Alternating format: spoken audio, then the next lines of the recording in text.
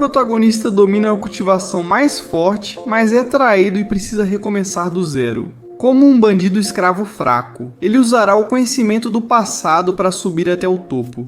Dom Guatino nos conta a história do pequeno Fan, que perdeu tudo quando o clã de sua família foi atacado em um massacre, onde ele foi o único sobrevivente. O menino fraco ganhou aura e reconstruiu a aldeia enquanto crescia, vendendo o melhor peixe da região.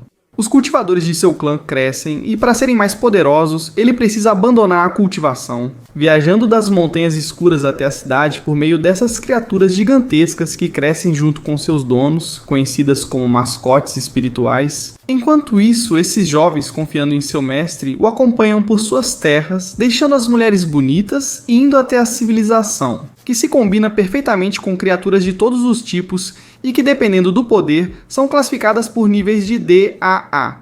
Por isso, na manhã seguinte, dando início ao torneio, para ver quem é o homem mais forte nas arquibancadas. Os outros tentam desprezar o novo cultivador que desceu das montanhas, um caipira que não tem espaço entre a elite. Os de grau A. Mesmo assim, alguns pensam diferente. Um garoto que só vendia peixe, bagres e tilápias. Sem pais, conseguiu construir uma seita completa, além de ter uma grande afinidade com os mascotes espirituais, pela qual seus seguidores o respeitam. E já que é o primeiro combatente, ele se apresenta com o que é o melhor espetáculo. As pessoas começam zombando, mas ao ver uma baleia gigante enchendo todo lugar, ficam em silêncio. Até seu rival, que precisa invocar seu símio colossal, não é tão impactante. Mas começa uma luta de proporções bíblicas, onde a cada golpe dos gigantes, o público, enquanto seus mestres se destroçam entre si, os espectadores estão muito tranquilos e animados. Apesar de ver esses níveis de poder, a intensidade da água contra o fogo começa a aumentar até que o mestre amplifica as chamas de sua besta. O prota está em apuros, porém, 10 anos de treinamento e sua confiança o levam a buscar o momento perfeito para sua ascensão. Um estado em que a baleia, aparentemente normal, fica invencível, absorvendo ataques e devolvendo-os com mais força. A besta macaco parece resistir, mas na verdade não consegue, acaba sendo domada. Enquanto isso, o prota aproveita sua primeira vitória. No entanto, do nada, uma aura sombria começa a transformar seu mascote na baleia pútrida. Uma monstruosidade que, sem pensar, devora grande parte das arquibancadas em um caos onde o prota já não consegue mais controlá-la e também acaba sendo devorado. Enquanto isso, a última coisa que ele faz é lembrar da vida com seus pais, de como cresceu ao lado de seu mascote e reconstruiu sua classe. Até agora, quando ele perde tudo de novo, até mesmo seu legado fica ainda pior em uma situação que é irreversível. Aqui, um velho mestre revela que a baleia chegou a esse estado por uma possessão causada por um ritual proibido anos atrás para conspirar contra ele. No entanto, ele vai cuidar disso e lhe dará uma oportunidade tomando o corpo de uma pessoa que esteja prestes a morrer um ano após esse incidente. Para recomeçar, ele então desperta no corpo de um escravo fraco que fugia dos captores. Agora ele começa a entender o que acontece enquanto é capturado e levado de volta à cela. Todo o esforço para ser aceita de grau A não serviu para nada, mas ele não pode desistir. Por enquanto, ele quer ver o que pode invocar e recebe uma lição de humildade. Com um cachorro de pelúcia e um demônio, mas que é um cato fraco, onde a maior habilidade do filhote é urinar onde ainda não foi urinado. A situação dele é triste enquanto aparece um guarda para levá-lo até a mulher que o prendeu. A respeitada senhorita Bai, que o espera em um quarto bastante luxuoso enquanto o chama de Liu. Já que, ao que parece, o antigo dono do corpo tentou apalpar essa mulher, colocando algo na bebida dela. Curiosamente, ela o deixou vivo, pois se sentiu tão humilhada que não conseguiu matá-lo. Para ficar satisfeita, ela vai mantê-lo preso para sempre em um estado extremo de submissão, onde ela pode abusar dele quando quiser. Óbvio, próxima pergunta, diz o protagonista. Obviamente, o protagonista aceita essa grande bênção, mas neste momento não. Por isso, enquanto a garota continua a conversa, ele começa a se soltar, mas em nenhum momento ela deu permissão para ele ir embora. E é aí que ela mostra o mascote épico que tem, uma serpente flamejante como a dona, que ataca com muita força. Isso bastava para punir seu escravo, mas agora sua aura mudou. Mesmo que seus mascotes só causem risos, ela ataca novamente. E aqui Liu se concentra e ordena ao cachorro que siga seu plano. Esse bichinho de pelúcia avança onde facilmente seria devorado. A afinidade do protagonista com essas criaturas é incrível. Ele faz o animal desviar da cobra, que cai no chão repetidas vezes. Um mascote que mal é maior do que um cachorro normal? Enquanto isso, Liu faz com que o Kato comece a se impulsionar, ganhando força para dar uma pancada na víbora. Enquanto com seus chicotes ele se enrola nela, Bai fica surpresa por ele controlar 2 mascotes ao mesmo tempo. Mesmo forte, a serpente é subjugada pela habilidade final de classe A do cachorro. Urinar onde ainda não foi urinado. A garota está com raiva e nojo, por isso, sem se controlar, acaba promovendo seu animal de estimação para a escama de fogo, onde os pequenos já não são rivais. Eles ficam graves e o protagonista, preocupado, acaba exausto no lago, se perguntando se vai morrer de novo. Tem que ver um pequeno bagre. E enquanto a garota limpa os resíduos da batalha, o protagonista aparece de novo, zombando que pegou o único bagre do lago. E provavelmente o único, já que a garota diz que, embora possam se transformar nas baleias invencíveis, depois do incidente de um ano atrás, com um professor devorado por um animal de estimação, exterminaram essa espécie. Isso irrita o protagonista, pois ele sabe que as criaturas não têm culpa. Ela não entende sua reação e ataca novamente. Desta vez Liu mudou tudo. Enquanto isso, ele bloqueia a fúria da serpente com seu corpo, para que o peixinho, aproveitando a posição, devore a serpente. Um bagre fraco, cuja única qualidade é absorver com estabilidade. O protagonista avisa a garota que vai embora, deixando-a sem reação. Mas é claro, ela manda seus homens e muitos lobos para persegui-lo. No entanto, mesmo estando ferido, o protagonista sabe usar muito bem seu mascote, para pular de um penhasco até um lugar seguro. As buscas acabam no dia seguinte, e a garota se sente mais humilhada do que nunca. No entanto, aqui aparece seu irmão com grande presença, que após ouvir o que aconteceu, só sente raiva porque levaram seu bagre quase extinto. Ela pergunta se a criatura tem algo especial, mas nada disso. Um peixe comum que ela mataria facilmente antes de devorar sua serpente. O verdadeiro problema é que alguém conseguiu domá-lo. O único que podia fazer isso morreu há um ano. Então é curioso e deve ser resolvido. Enquanto isso, o protagonista, sabendo que agora eles têm a fama de bestas sinistras, tem uma nova chance de chegar ao topo. Então ele vai a uma vila próxima buscar uma pousada para comprar um mascote de locomoção. No entanto, ao mencionar o nome do seu clã, o balconista não encontra nenhum nome na lista. Enquanto isso, ele chama a atenção, pois sua seita foi removida dos registros há meses. Sem conseguir mascote de qualidade, ele tem que domar uma besta selvagem, nesse caso, um porco difícil. Enquanto isso, ele pensa no que o lojista dizia sobre sua seita. Após o incidente, foi perdendo prestígio e passou do grau B, que ele construiu para um nível D. Foi caindo com o passar dos meses, a ponto de que já nem podia ser considerado uma seita. Mesmo assim, o protagonista continua. Agora seguimos com a mulher preparando a comida. Para alguns dos subordinados que ainda restam do pavilhão, Ling Xiao, no entanto, estão preparando uma comida muito boa. E a situação econômica não está boa. Enquanto isso, Liu faz uma parada em um serviço de pets para cuidar do gato e do cachorro, enquanto leva o último medicamento que resta. No entanto, aqui aparece um bandido reclamando que pagará 3 vezes mais se lhe derem o objeto, mas o lojista não aceita, e quase chegamos a uma briga. Se não fosse porque o cara reconhece Liu como um velho companheiro, isso permite que ele acalme as coisas enquanto vai descobrindo. Como o antigo dono do corpo era um bandido bastante alcoólatra, ele acabou adquirindo justamente aquela resistência à bebida que nunca teve. O homem apaga profundamente e Liu aproveita para libertar uma escrava que ele levava. No entanto, enquanto continua sua jornada em busca do que restou de seus amigos, a garotinha parece estar seguindo ele.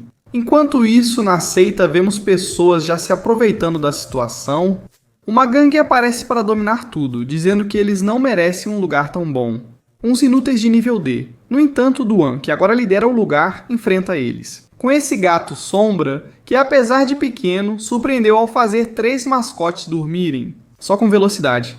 No entanto, quando o cara já fica convencido, ele se distrai. E se não fosse pela própria habilidade do gato, a garota teria sido ferida. O problema é que a mordida acaba sendo levada pelo felino e isso é bastante grave.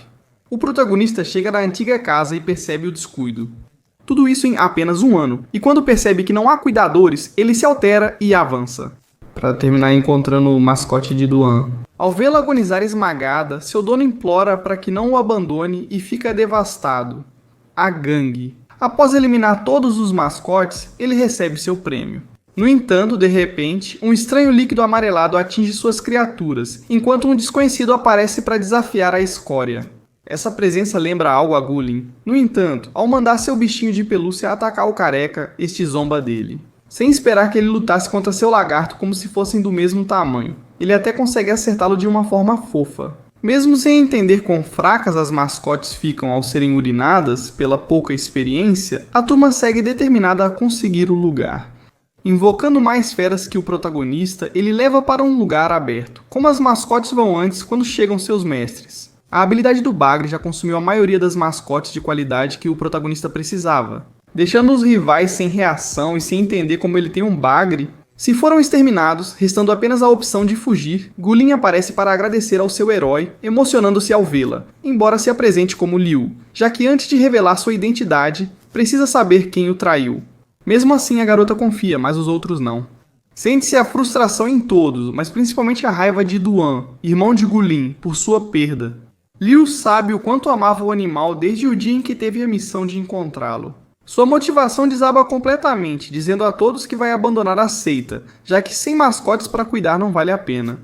O protagonista sabe que foi o primeiro a confiar em seu pavilhão e o mais leal até agora. Por isso tenta impedi-lo, mesmo prometendo ajudá-lo a reconstruir tudo. Sua aparência não é mais do que a de um desconhecido, achando que é mestre. Eles não precisam da sua compaixão. Esse cara já não tem moral para continuar aqui, e Liu também não pode detê-lo. Gulin diz que eles só querem seguir os desejos do mestre, mas Duan afirma que ele já morreu. Eles estão há um ano em decadência, achando que tudo está bem sem ele. Não significam nada, palavras duras que afetam outros, que também ficam frustrados e decidem deixar a seita. Eles estão cansados, parando-se uma última vez diante da porta, para se despedir do que foi seu lar. Ninguém nota a garota, que mantém a esperança, nem o protagonista, que só precisa de tempo para arrumar tudo. Ele não pode revelar quem é, mas implora para não ser abandonado. Tudo acaba aqui, enquanto o pavilhão sofre outro golpe, e fica ainda mais vazio e deteriorado. Após a chuva, algo melhor surge. O protagonista atinge o fundo do poço. E por isso mesmo, ele pede a Gulin que, junto com ele, reconstruam novamente o legado da seita. Ele os levará ao topo, mas para serem os mais fortes do mundo, precisa dela. Ao lado dele, a determinação está no rosto dela. É assim que retomamos, depois de todo o drama, com os únicos 4 membros que restam da seita, incluindo a cozinheira. A ideia é reformar o frango iniciado. O problema é que Eduan se foi, e ele era o escolhido para liderar todos, por ser o primeiro cultivador a confiar. Eles enfrentam um dilema, enquanto o Prota acredita que será escolhido após suas grandes façanhas. Mas a realidade o alcança, pois por ora, Gulin é a favorita de todos. Então, organizando a hierarquia da seita, vem o mais importante, já que a última batalha deixou todos sem mascote, exceto o Prota. A maioria dos habitats onde se pode farmar essas criaturas está cheia de cultivadores novatos. Mesmo assim, Liu os leva a um lugar onde todos disputam mascotes fracos, mas ele tem um caminho secreto perigoso, mas que esconde uma caverna cheia de criaturas exóticas, que, como nos explicam, são divididas por níveis. Os mais fracos são de grau soldado e os mais fortes têm mais idade e nível. São graus, senhor, mais raros. Nesta caverna escondida, por exemplo, só há um. Eles entram e primeiro encontram uma raposa de bom nível, por quem o se apaixona. No entanto, o protagonista percebe que uma criatura assim não deveria estar aqui, então ele sabe que deve haver um dono por perto.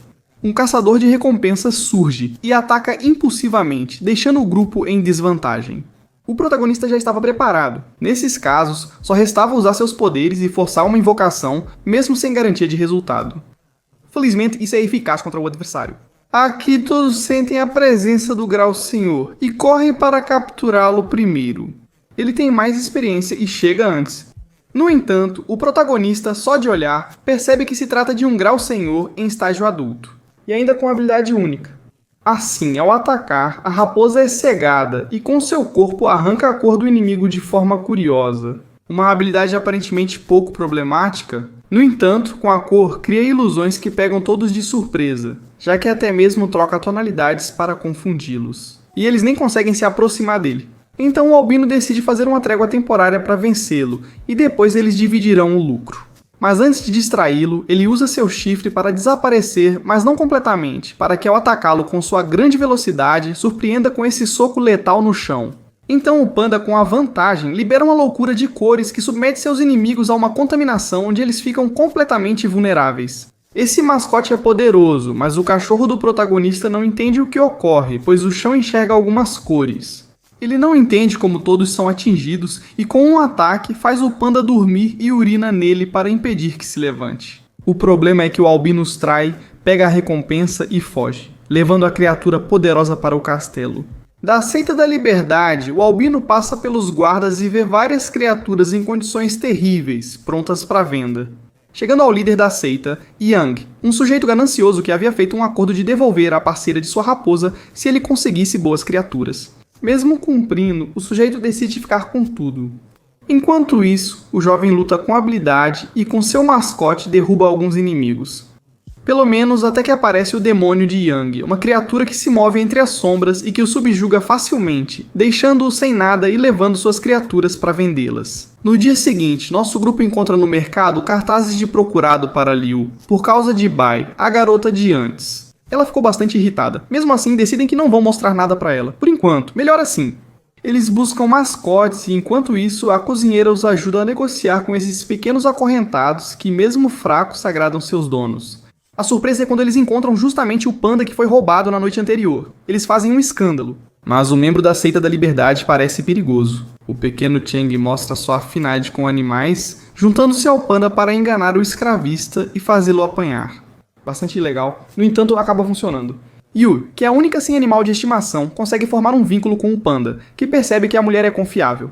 Além disso, eles acham o casal de raposas amarrado e, ao libertá-los, estes tentam explicar a situação do dono e seu sofrimento. No pavilhão dos linces, sem um antigo mestre e a força de antes, eles não conseguem se salvar. Mas aqui Liu simplesmente os motiva, até mesmo diz que tem algo para mostrar a eles, levando-os até o que foi. Uma última carta do mestre, claramente escrita por ele. Ele pede desculpas por não ter dedicado tempo aos novatos do clã, que, como sabemos, foram os únicos leais no final. Como testamento, ele entrega todos os doces de aprimoramento para que os usem bem. E logo começam a surgir rumores na vila de que a Seita da Liberdade está sendo atacada, sem que seu líder saiba. Está ocupado torturando o Albino para que ele quebre o vínculo com as raposas, sem saber que elas já foram roubadas. Mas o cara aguenta e, ao acordar da surra, vê que seus salvadores, justamente quem ele roubou, devolveram seus mascotes. O Prota deixa claro que o considera poderoso e quer ajudá-lo. O Prota ganha seu respeito e lidera o combate, já que enquanto eles deverão libertar os mascotes prisioneiros, ele vai cuidar de Yang. Avançando, ele encontra um salão repleto de tesouros, relíquias e materiais de evolução ideais para fortalecer suas criaturas. No entanto, ele se distrai e não dá importância ao fato de que o lugar está completamente escuro. As sombras são o habitat perfeito para o demônio de Yang. Ao ser atacado, tudo o que ele pode fazer é correr. Porém, ele ganha tempo ao notar que objetos e relíquias são prioridade para esse ganancioso. Porém, isso não dura, e mesmo distraindo, o protagonista é gravemente ferido. Não lhe resta outra opção a não ser se reunir com a equipe que está tomando o controle do castelo. Mas ao ver Liu e seu estado, Gulin inicia a cura com sua borboleta. Não há muito tempo, o demônio das sombras aparece. E mesmo que tenham vantagem numérica, essa besta pode desaparecer à vontade, movendo-se pelo cenário e atacando com força. Além disso, o Kato decidiu se curar sozinho, nos deixando ainda mais em desvantagem. Mas mesmo assim, os Raposas Unidos conseguem subjugar um pouco a criatura. Mas quando estão preparando um bom ataque, Yang decide evoluir para Espectro, e a esse ponto já nada pode detê-lo. Aumentando tanto sua força que cultivadores e criaturas começam a receber punição igualmente. O demônio captura Gulin e o mestre zomba dizendo que é só isso que conseguem, que queda do que um dia foi a seita promissora do continente. Ao perceber todos os aliados derrotados ou fora de combate, ele se prepara para o pior. Logo sente gotas d'água ao redor, surpreendendo Yang ao ver um grande bagre que julgava extinto. O protagonista chegou. A garota fica a salvo e o combate se intensifica, com Liu descontrolado e Yang em desespero, atacando à distância e ferindo o bagre. Pelo tamanho, percebe-se que o protagonista melhorou sua conexão com o mascote. Uma criatura mais resistente que combina habilidades de outras feras, como o Kato aprimorado. É coisa de prodígio, está resolvido. Agora o peixe. Hora de consumi-lo. No entanto, Yang precisa detê-lo, e se a sombra tocar o chão, será que ele conseguirá escapar como fez antes? Por isso, Liu intensifica o combate, deixando o demônio sem saída, que é consumido. Por ser tão forte, seu orbe flutua. Se não o destruírem, nada conquistam. Mas agora, já não há força. São contidos e tão próximos da vitória, isso gera frustração. De repente, surge a escrava semi-humana que o protagonista libertou, pisa no orbe e destrói a mascote. Enquanto isso, ela dá uma surra naquele que uma vez aprendeu para vendê-la, ficando como a mais poderosa do momento. Ainda assim, ela fica tímida ao ajudar seu salvador, desaparecendo sem responder perguntas e deixando tudo sob controle. Agora o grupo tem um saque completo que o Albino novamente acha que merece 70%. Prota usa o ataque secreto para apagar aos poucos a memória dele, impedindo que entenda por que está aqui ou o que ocorreu. E acaba levando uma caixinha com provisões. Enquanto isso, o grupo agora pode escolher mascotes de todos os níveis. Enquanto isso, Liu só se interessa por uma pequena bola de fogo que tenta domar, mas estranha a dificuldade. No fim, ele consegue, mas é surpreendido por uma aura poderosa da besta, desmaiando sem entender. No dia seguinte, sob os cuidados da seita, ele está como novo e não se importa mais, mas há algo estranho. Agora eles precisam focar em melhorar seus mascotes para se classificarem ao torneio de grau D. O protagonista acompanha o crescimento do Bagre Nian, que possui um espaço interno secreto acessível a Liu. E não só isso, o tempo passa tão devagar e o lugar pode ser melhorado, a ponto de se tornar a zona de treinamento perfeita. É um vazio que só ele controla, onde reflete e percebe que o traidor não é da equipe. Deve ser alguém que abandonou a seita ou alguém de fora do clã? Por isso mesmo. Ele precisa falar com Gulin, que foi a única a ver o Bagre que ele tentava esconder. Ela visita o templo, preocupada com ele e agradecendo por emprestar sua força ao grupo. Liu tenta não se abalar e inventa desculpas por ter um Bagre quase extinto, mas ela não liga. Ela viu seus cartazes na cidade, mas sabe que ele não é bandido. O que a confunde é vê-lo, sentir sua presença e como ele interage com os animais de estimação. Também controlar um Bagre. Eles são tão parecidos com seu grande mestre que ela pergunta diretamente se ele é algum discípulo dele, um parente, ou a pergunta que o deixa totalmente louco, se ele é o mestre que eles perderam. O protagonista fica completamente encurralado pela garota que quer saber o que está acontecendo, então ficamos com o protagonista totalmente encurralado. Enquanto isso, Shen e a cozinheira ouvem, pois um desconhecido está a sós com sua mestra. Isso beneficia o Ituabru, que sabe que não pode revelar sua identidade até achar o traidor e se vingar. Assim ele concorda com todos, admite ser pervertido e saber muito por ser perseguidor da seita Lin Xiao. Isso faz com que ele consiga evitar o assunto quando os outros entram para detê-lo. No entanto, Gulin sabe que algo mais está acontecendo. Tanto o Bagre quanto sua estranha aura a confundem. Mesmo assim, ela decide deixar isso de lado. Já que todos devem se concentrar na competição de avaliação do grau D, na qual são obrigados a se classificar. É assim que avançamos 10 dias, onde claramente, pela situação de pobreza da seita, sente-se a mudança nas criaturas em que podem se transportar. Todos parecem se adaptar ao que têm, especialmente após dias de duro treinamento, já que deverão se reunir em uma sede onde apenas algumas das seitas da região avançarão para a competição principal. Porém, quase sempre só o pavilhão linciado se apresentava, então não deveriam ter problemas, pois as surpresas ficam para eles. Quando chegam e veem um monte de participantes de outras seitas zombando do que restou do grande pavilhão linciado, eles seguem sendo humilhados e impotentes, até encontrarem um recepcionista que explica o motivo de tantos participantes. Literalmente devido à quantidade de saques que o pavilhão linciado sofreu.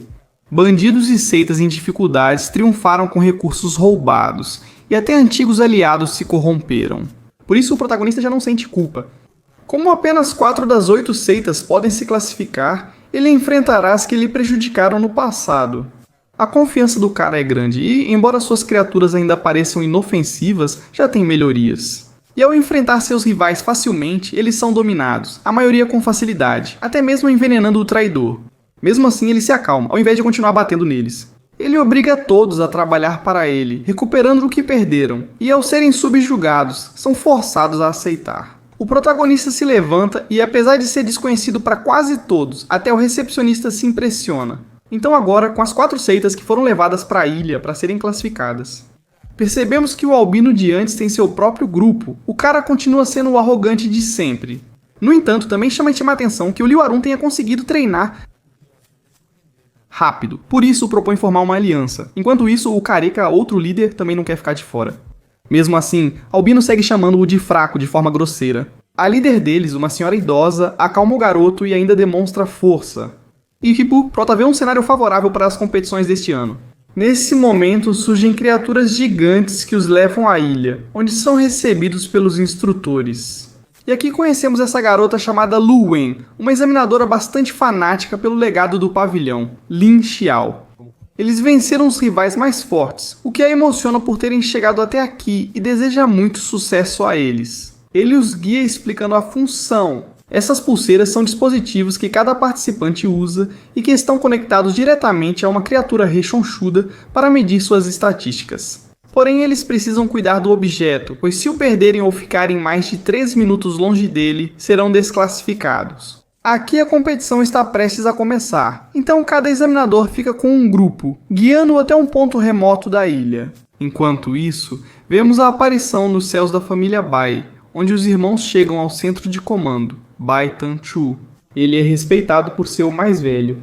Enquanto isso, a garota se surpreende ao ouvir que o pavilhão Lin Xiao está na competição, sendo bastante sarcástica. Mesmo que eles tenham conseguido avançar, essa rivalidade gerou rumores de que a família Bai teve algo a ver com o que aconteceu com Lin Xiao. Mas o irmão deixa claro que, embora sempre tenham sido seitas rivais, por terem o mesmo grau B de poder, respeitavam muito o seu líder.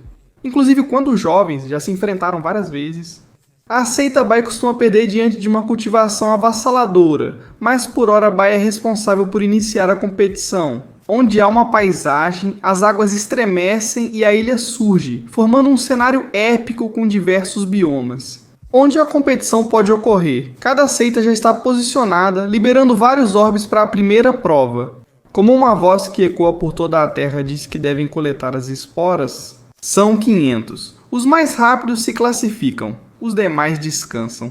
Os protagonistas coletam a primeira sem problema, mas percebem que rapidamente desaparecem as marcas desses orbes. Eles precisam ser rápidos, então Liu os divide. Cada um deve coletar no mínimo 5 para entrar no top global.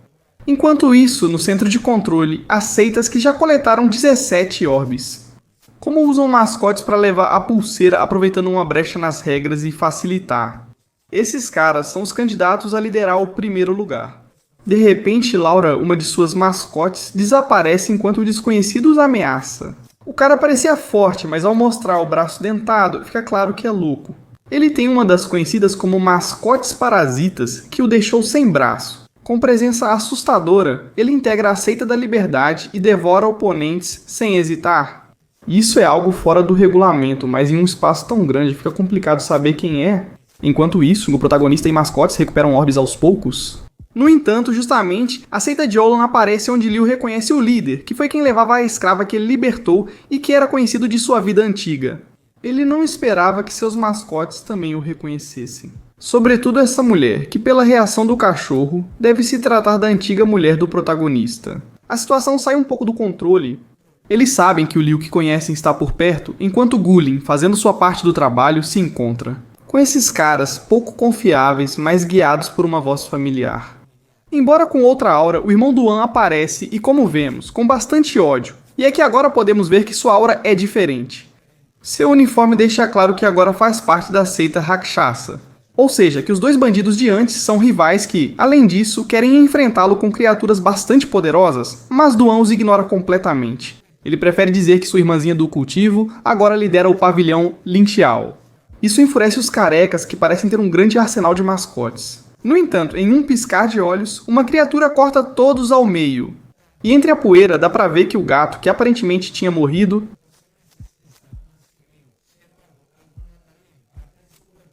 tá decomposto e se move. Só pelo controle de alguma magia de necromancia, que aliás o torna incrivelmente rápido e com uma força de ataque incrível. Todos os inimigos são cortados ao meio, quase incluindo seus invocadores, que só escapam por se renderem. No final, suas garras são letais, mas já não parece algo vivo. Mesmo assim, Duan sente orgulho, pois essa abominação foi um presente de sua nova seita, que ele considera a mais forte, e na qual ninguém precisa morrer. Como no pavilhão Lin Xiao, por isso ele tenta convencê-la a se juntar ao seu povo. No entanto, Gulin defende seu pavilhão. Ela reconhece o grande progresso seu e de suas criaturas em poucos meses, graças à liderança de Liu. Isso irrita Duan, que o considera um estranho, não o respeita e acha que só oferece mascotes tão fracos que nem servem como comida. Ela quer que ele volte com eles, mas sabe que sua mente está em outro lugar e que ele só age por um caminho vazio e cheio de ódio. Tipo, deixa claro que não vai voltar e espera não encontrar o intruso porque não terá nenhuma misericórdia. Toda a bondade nele desapareceu. Enquanto vamos com o pequeno Shen, que está completando os 4 orbes coletados, ele sabe que melhorou. No entanto, ele ainda não entende que, embora Espinas tenha evoluído bastante de nível, ainda tem aquela aparência que diminui tanto sua aura. Eles ainda precisam continuar coletando. Um garoto loiro reivindica o orbe, mas Shen o subestima ao ver que ele não tem mais de 15 anos. Você sabia que pessoas dessa idade só conseguem invocar um coelho ou grau escravo? Mas esse loiro, longo de la nada, surpreende a ilha ao lançar sua energia para o céu. Ao abrir, os adultos sabem que só um grau imperador pode causar isso. O garoto humilhou Shen com o dragão, enquanto na sala de controle não entendem como um menor possui tanto poder. Ele é o irmão mais velho da família Bai. Isso mostra que alguns humanos com características especiais desde bebês conseguem se adaptar a uma criatura superior com quem crescem juntos. Mas são necessários prodígios para isso acontecer. Shen agora lembra que seu pai tentou dar-lhe um desses animais de estimação, mas ele nunca foi bom o bastante. Isso o enche de raiva e ele acaba enfrentando o loiro em total desvantagem. Até mesmo Bai Liansu sabe que um mascote assim seria diretamente o vencedor do torneio. Porém, seu irmão afirma que apesar de ser de nível imperador, o poder dela depende do cultivo do dono. Como vemos, o loiro tem péssima mira, baixo nível e personalidade que não ajuda a liberar seu potencial. Então Shen aproveita para atacar com sua chuva de espinhos, mas o dragão ajuda Long. Além de garantir 5 pontos de poder, essa habilidade é exclusiva para imperadores. Até uma criança sem treino luta em alto nível. No corpo a corpo, Shen não desiste e espera o fim do poder dele. Mas o dragão tem tanta energia que a dupla do pavilhão liceado quase morre ao ser derrotada. Se não fosse, é porque o pai do loiro, mais sensato, acalma o filho, já que está chamando muita atenção de outros guerreiros. E como Shen não vai se render sem lutar, o mais conveniente é se retirar. Por enquanto, levando seu pequeno, enquanto isso, demonstra uma relação de pai e filho que Shen só pode invejar. Porque atualmente sua melhor companhia é seu animal de estimação, e isso é importante. Mas também quer ficar forte, e decide que vai derrotar Long quando estiverem mais equilibrados. Seu rival aceita e eles fazem um pacto. Agora seguimos com a cozinheira Yui, que está aproveitando a missão, especialmente por causa do poderoso panda. Mesmo de mau humor, isso ajuda muito. Para conseguir orbes, o problema é que a criatura acaba avançando por onde quer. Além de não ter medo de nada, enfrentando diretamente vários rivais ao mesmo tempo, ele quer tirar as esporas deles, já que por algum motivo estão levando-as na mão e não nas pulseiras.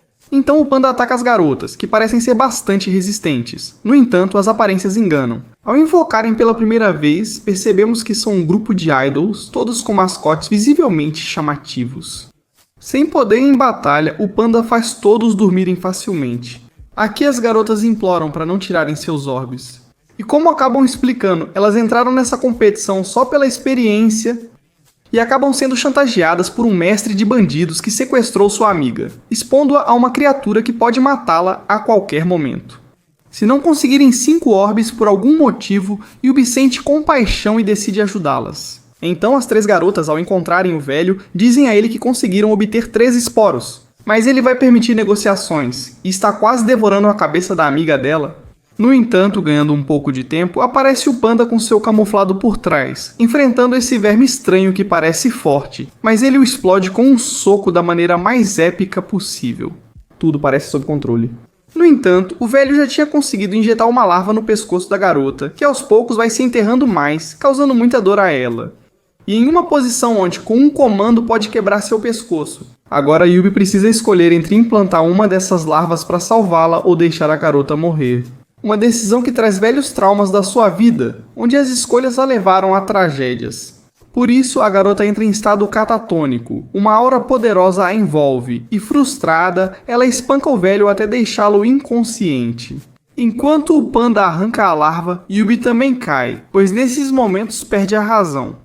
Felizmente, essas garotas cuidam dela e, após sua recuperação, entregam os 3 orbes que coletaram. Elas não jogarão mais, vão se retirar. E ao fim da competição, as 4 se juntarão a esse pavilhão para segui-la. Mas elas a rejeitam por serem fracas. Ou será que é isso que gostaríamos?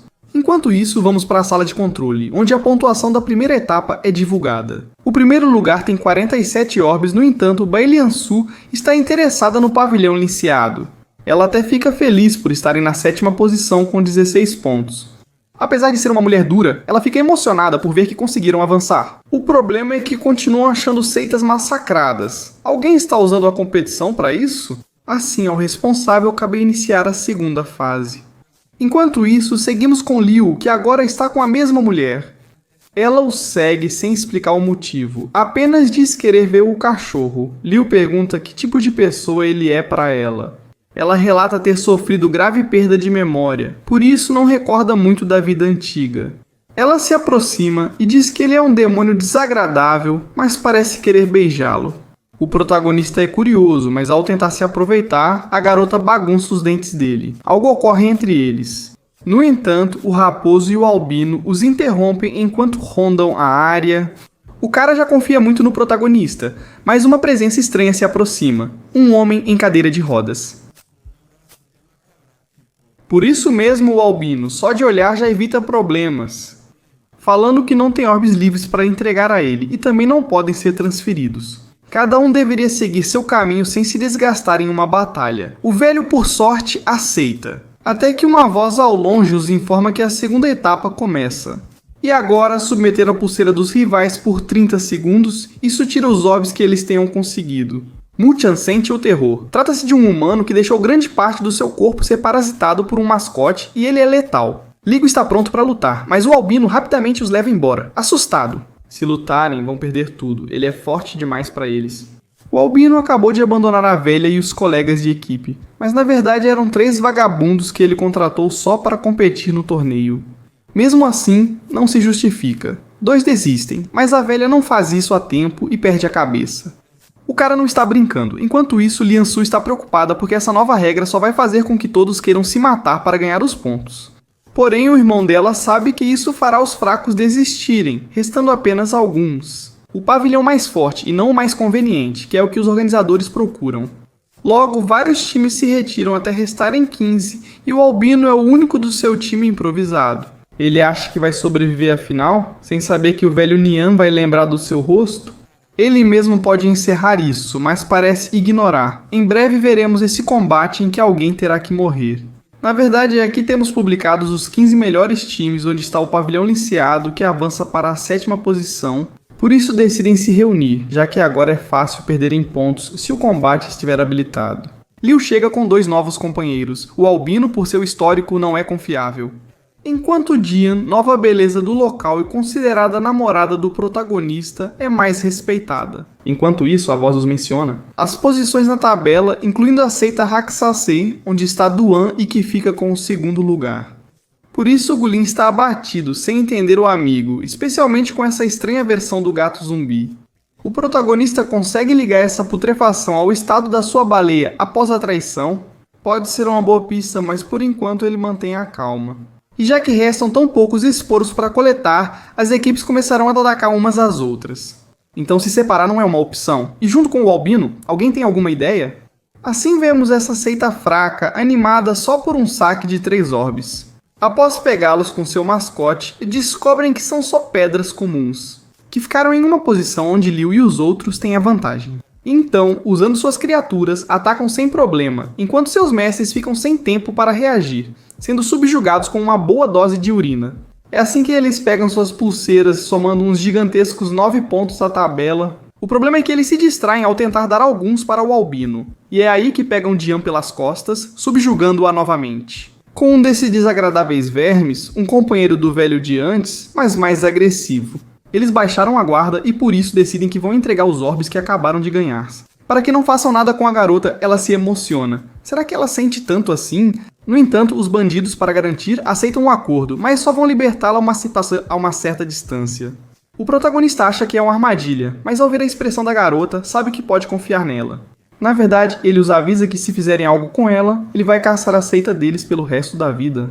É assim que o clã inimigo se afasta com sua refém. No entanto, naquele momento, a voz lhes informa que a garota foi eliminada da tabela.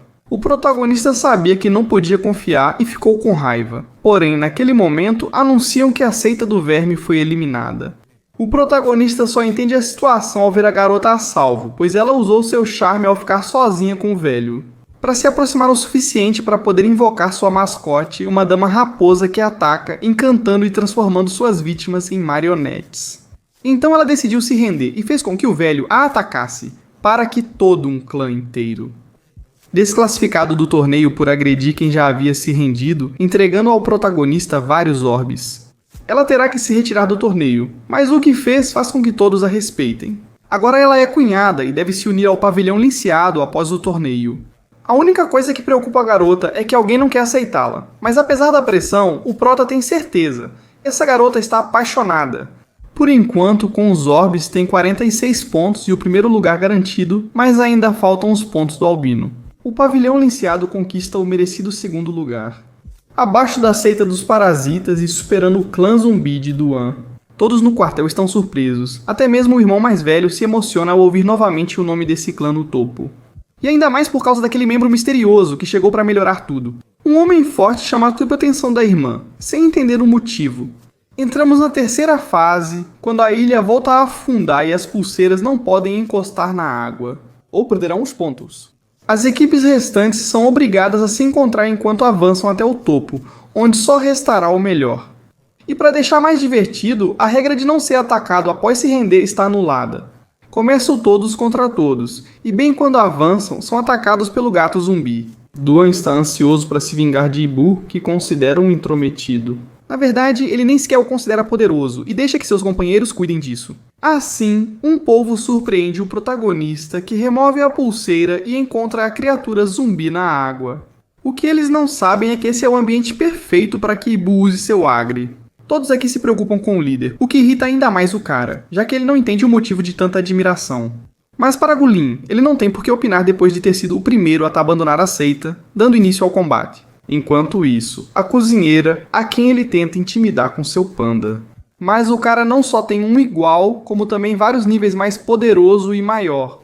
A situação se complica e o Albino resolve fugir com a pulseira do Ibu. Na verdade, ele tem mais inimigos lá, então lidar com esse tiranossauro zumbi não é fácil. Já para o Prota é diferente, ele se sente à vontade na água e com Nian domina a grande besta com facilidade. Na verdade, o nível dele melhorou tanto que ele consegue criar redemoinhos para facilitar devorar seus rivais. O careca não entende a situação, sua criatura é a mais forte, mas teme ao ver apenas um humano surgindo da água. O protagonista recupera a pulseira e resolve ajudar. O panda ataca, mas o zumbi é mais forte. Ainda assim, Liu acredita em Yui e só pede ao panda para camuflar seu peixe. Assim ele pode aparecer na frente de Duan e ninguém vai suspeitar que ele tem um bagre. Para Duan tanto faz. Ele sabe que tenta copiar seu mestre e por isso vai eliminá-lo. O protagonista se prepara ao enviar Shen. Ajudar o Albino que está prestes a ser devorado pelo tiranossauro. Para o pequeno, o ideal é atacar o mestre. Seu mascote o defende, mas sem má intenção. Eles devem manter distância ou serão devorados, unindo espinhos aos elementos das raposas. A combinação acaba demonstrando a fraqueza do dinossauro pelo fogo. Mas seu mestre logo reage com um rugido que atordoa e assusta as criaturas, deixando-os vulneráveis. No entanto, aparece um prodígio que só com seus punhos derruba a criatura. É o loiro de antes, parecido com o Salvador, mas ele só quer a pulseira perdida. Yue não tem essa sorte. A situação se complica ainda mais, já que seu urso resiste porque é muito forte, mas não está causando nenhum dano e com mais alguns golpes vai chegar ao seu limite. O adversário admite que ele é resistente, mas o melhor é que a garota entregue suas coisas ou será esmagada. O panda ataca, mas é enterrado de novo, ela tenta evitar que ele se machuque. Mas, como Liu disse uma vez, só os fortes podem conquistar os fortes. Ela não se sente assim, por isso ele não a obedece. Sempre bastou ver sua seita crescer enquanto ela cozinhava. Ela era feliz com isso, mas agora busca algo mais. E é a voz de seu antigo mestre que lhe diz que ela é capaz de conseguir. Ao lembrar o que fez, ela decide tomar a iniciativa para ser levada a sério. Seu animal de estimação é teimoso, mas também assustador. Eles têm um plano. Sua rival os despreza. Eles não têm mais chance. A união da garota aprimora os movimentos do panda, deixando-os mais fluidos e épicos, com ótimos golpes. Além disso, diferente da rival, ela pode usar habilidades únicas. Aqui, com o chifre, ela lança um grande flash no rival. Ao recuperar a visão, vê seu mascote atacando-o até desmaiar, deixando todos confusos. Mas foi uma boa jogada, levando em conta as ilusões do panda e como ele pode inverter as cores. A garota está feliz por sua nova vitória, agradece ao seu mestre, enquanto o protagonista já sabe que só resta o arrogante Duan desse clã. E é o momento de ensiná-lo humildade com uma criatura da qual ninguém espera nada, mas que vai nos dar uma boa luta. A surra que o protagonista dará servirá como treinamento nesta lembrança de anos atrás. Quando Duan sentiu que seu mascote era mais poderoso do que o normal, pediu um duelo com a baleia do seu mestre. Para medir seu próprio nível, o protagonista naquele momento aceitou, enquanto vamos fazendo a transição para o presente, onde Liu terá novamente esse duelo. Para ver o quanto melhorou, a água sobe. Enquanto Duan vê habilidades épicas que lhe trazem lembranças, o protagonista faz com que Gulin se afaste porque não terá compaixão, já que os ataques do gato são incrivelmente rápidos, mas controláveis com a força da água. Igual como há alguns anos. Duan seguiu usando as mesmas técnicas, mas apesar do mascote forte, o Bagre se mostra superior. Duan usa velocidade, mas os espirais de Liu neutralizam seus ataques. Isso era algo que Lin Qiao usava e era tão eficaz que nunca deixou ele controlar os movimentos do mascote. Pois justamente há alguns anos o gato foi capaz de usar seu próprio instinto para cortar o fluxo de água, libertando-se e por pouco quase acertando um bom golpe no mestre. Duan está convencido de que esse movimento vai salvá-lo novamente. No entanto, o gato simplesmente é levado pela água e acaba se chocando com uma força que quase o destrói contra uma pedra. Fica claro que antes o gato agiu por instinto e mostrou sua qualidade, mas agora é só uma casca vazia. Seguindo ordens do mestre, Duan ainda é dominado pelo ódio e se recusa a entender. Uma aura gigante surge e o protagonista desvia de uma explosão perigosa, para que ele finalmente esmague o rosto dele no chão e encerre o combate. Enquanto dorme confortável, ele sonha, lembrando de como tentou voltar para a seita depois de tê-la abandonado, mas eles já tinham um substituto. Segundo ele, aqui ele volta só para ver como é subjugado por um cacto anão. Enquanto Liu pergunta diretamente qual foi a relação dele com a morte de Lin Qiao, Gulin não entende as acusações. Mas e quanto ao animal de estimação zumbi, estranhamente parecido com a transformação que devorou seu mestre há um tempo atrás? Há motivos para desconfiar? O cara o zomba sarcasticamente, mas claramente respeitava seu mestre acima de todos, confessando o ocorrido. Ao sair do pavilhão, já fazia dias que ele buscava alguém para reviver seu animal de estimação, mas todos o rejeitavam. Desesperado e sem a ajuda de clínicas divinas, ele ouviu sobre a seita Rakshasa, cujo líder prometeu ressuscitar seu animal de estimação, se ele se juntasse a eles. O cara, disposto a fazer qualquer coisa, aceita, mas nunca viu o processo, só recebeu seu gato em um pacote até chegar aos dias atuais. Além de confirmar que essa seita só revive animais de estimação mortos, não baleias como a do mestre. Por isso, Liu tirou um peso das costas, não tem mais motivos para desconfiar. Recuperar a confiança não será fácil, pois o cara recusa ajuda. Enquanto isso, aparece uma mulher com um mascote parasita que sai das costas dela e não é muito amigável. Eles precisam resolver isso. Enquanto isso, Duan se pergunta se ainda é relevante. Gulin começa a recordar os ensinamentos da seita, onde sempre foi bem-vindo. Mas é o que ele fez com seu animal de estimação que o impede de seguir, e ele começa a se lamentar. Enquanto isso, a bruxa dos ferrões usa sua vantagem aérea para subjugar o bagre de Liu, que cai no chão. Embora Gulin se defenda melhor, durante um ataque é arrastada ao chão e fica imóvel, sem animal de estimação. Por isso, a bruxa, usando suas nojeiras e a floresta, põe fogo perto da garota, aproveitando para escapar. O único por perto é Duan, que finalmente entende que a família a qual decidiu renunciar está em perigo. Por isso, ele pede a Jaime que lute uma última vez ao seu lado, para ver se finalmente pode se reencontrar com seu mestre. No entanto, o gato se encarrega de liberar completamente o caminho das chamas, enquanto Gulin fica feliz que Duan está de volta. Agora eles escapam com a ajuda do gato parado entre as chamas. A garota não entende por que o deixam para trás, mas Duan sabe que ele está certo. Deixar o gato viver foi seu ato mais egoísta, pois só queria mais tempo com um amigo. Por isso, ele entende que agora o melhor é deixar essas lembranças que o atormentam irem embora. E ele tem isso desde que era um bebê, para que os dois possam descansar. Uma cena bastante emocionante enquanto vemos o resumo do mapa, onde a cada vez a água se aproxima mais do topo. E só restam 6 equipes, por isso Chen e os outros estão justamente com a seita dos parasitas, onde o velho da coluna e o braço serrilhado continuam seguindo as ordens desse cara. Apesar de tentar se afastar do combate, ainda não tem chance contra esses dois adversários. E acaba com vários dentes cravados no abdômen, enquanto o loiro e seu pai assistem ao caos de longe. No entanto, o pequeno por algum motivo quer lutar, mas seu pai sabe.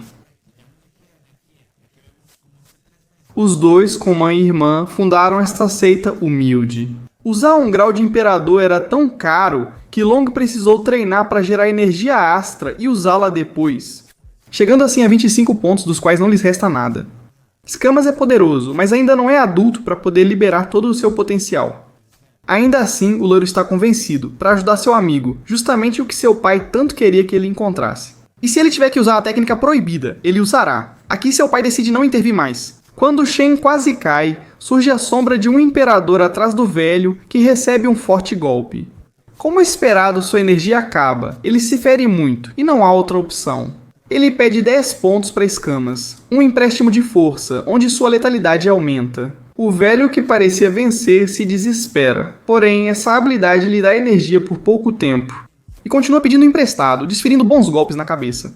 Mas também é subjugado, enquanto Shen nem sente, por isso desta vez pede 30 pontos.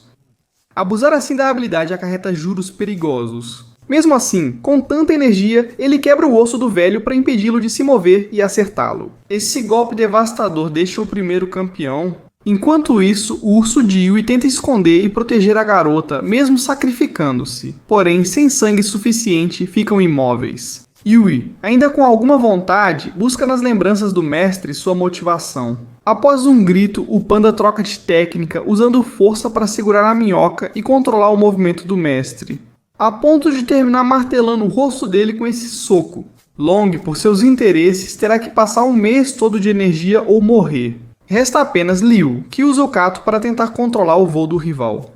E embora para ela não faça sentido ganhar altura, ela não esperava um ataque com o novo mascote. Uma bola de aço que toma a forma que o dono precisar e com a qual a garota acaba sem asas e no chão. Enquanto isso, Duan entrega os pontos que tem, já que não vai apoiar Rakshasa, mas vai ficar no clã por alguns dias para descobrir o que puder. Sobre a morte do mestre, ele odeia todos e vai embora. No entanto, tudo se complica, porque o mestre, que até agora não lutava, decide arrancar todos os parasitas de seus súditos com tanta brutalidade que acaba matando-os. Durante o processo, seu corpo se deforma e adquire o olho maligno, que ataca de imediato, mas aparenta falhar no impacto. Mas será que o objetivo dele é mesmo a tartaruga sob seus pés, que sustenta a ilha e quase se afoga ao afundar? A todos os participantes, os controladores assumem o controle, no entanto, todos são desclassificados por molhar a pulseira. O plano dele deu certo e ele não quebrou nenhuma regra. Aos poucos, a voz vai desclassificando todos os times. O olho maligno tem uma vitória garantida e está confiante, no entanto, a voz para. Antes de mencionar o pavilhão linchado, enquanto isso, o protagonista já está sentado e esperando seu rival no alto da ilha. Enquanto Liansu está super animada, Liu percebe que seu bagre não é forte o bastante. Por isso, só lhe resta uma opção. Usando os materiais escolhidos para forçar uma evolução, unindo sua alma à da criatura. Mas se falhar, perderá tudo. No entanto, quando aparece na Terra, ele parece tão confiante que é evidente que pelo menos conseguiu transformar um pequeno bagre em uma baleia média.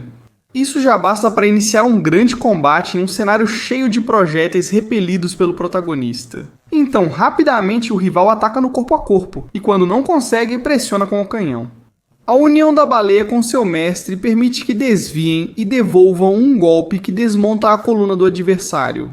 O problema é que agora eles têm vários parasitas que unem seus raios, tornando impossível desviar. Como o protagonista compartilhador, ninguém sabe quanto tempo resistirão. Por isso, decidem de novo que o mestre será devorado por uma baleia, agora para fortalecer a conexão.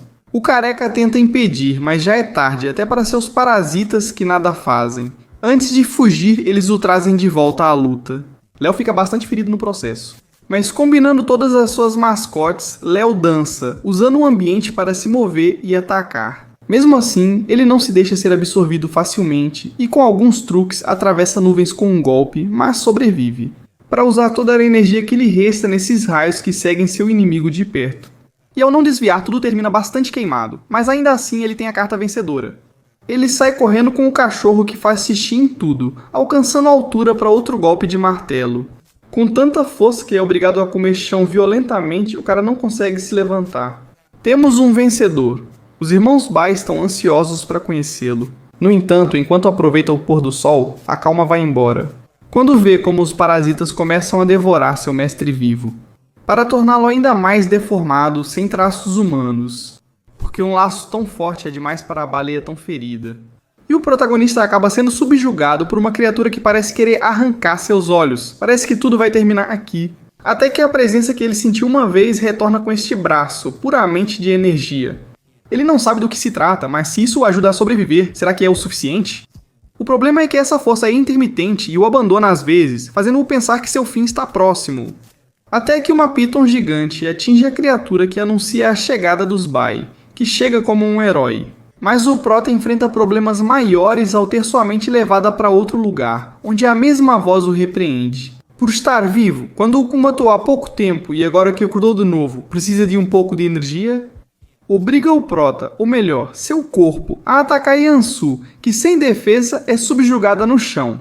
Enquanto isso, o irmão, culpado com a criatura, mostra por que o sobrenome da sua família é tão respeitado. Com uma criatura muito forte e a deformidade sem truques, ela é derrotada.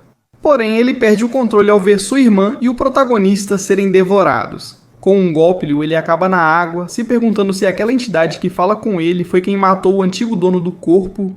Mesmo assim, ele não consegue pensar direito com o irmão furioso, agora sabendo que ele incomodava a sua irmã. Então, na grande praça, é anunciado que o Pavilhão Lisiado é o vencedor absoluto do torneio.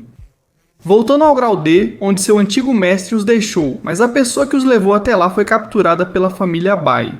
E agora no castelo, o irmão mais velho. Ele não acredita que o homem que reviveu o clã que respeitava seja um bandido. Ele não se parece em nada com o Lisiado que conheceu numa partida de xadrez. Assim como os demais clãs da época, eles o menosprezavam por seu clã medíocre.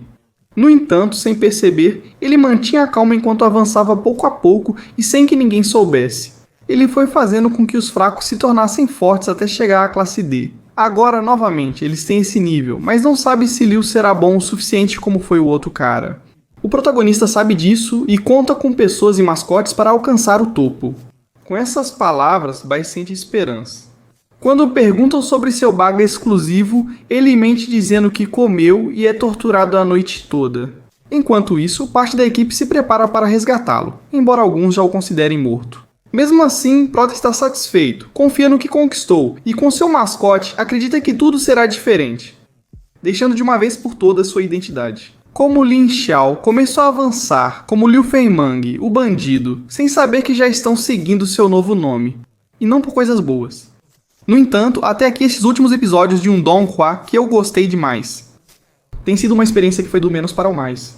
Ficamos com vontade de saber o que vai acontecer no futuro e esperamos que a notícia de uma continuação nos surpreenda, por enquanto. Aproveitamos incrivelmente este último capítulo, onde gastaram o orçamento em batalhas que simplesmente você tem que ver, porque explicar em detalhes é complicado.